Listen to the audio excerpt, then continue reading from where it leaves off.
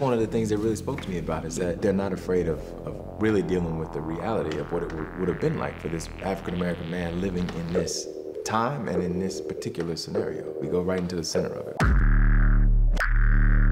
Dr. Algernon Edwards. He has more knowledge of recent surgical advances in Europe than any man in the country. Algernon is a brilliant surgeon who, at the beginning of the season, comes to the Knick to accept his position as assistant chief of surgery. And he finds out it's not going to be quite that easy. I am certainly not interested in an integrated hospital staff. My argument is I don't want somebody working in the hospital who people won't want to be treated by. That black bastard better not get too familiar with my man if he don't want to find himself hanging from a lamppost. Algernon comes in and says, I'm educated, I'm trained, I'm competent. It doesn't really matter because it's a society that says you are less than and I will always see you that way.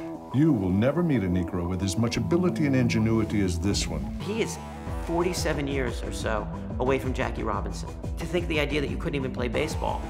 Are you gonna let me cut into you? What's he doing here? You hired him. I'm here to assist in the surgery. It's not touchy. Don't worry, Mr. Gentile, he won't be. Everett, you'll be assisting me. Beyond his quite evident racist tendencies, Gallagher very much feels that Edwards has stolen his job and is not fit to be in this hospital. What do you think you're doing? Reading his chart. Surely there's no harm in that. There's harm in everything you do. He's this guy who's kind of like trying to find where home base is. You know, he goes home and he's living in this all-black neighborhood, and he doesn't quite fit in there because he shows up dressed like this. It's the pair of shoes. How they look with a little poor man's shoe polish on. And then he comes to work, and he's in this lily white theater, and he doesn't fit in here.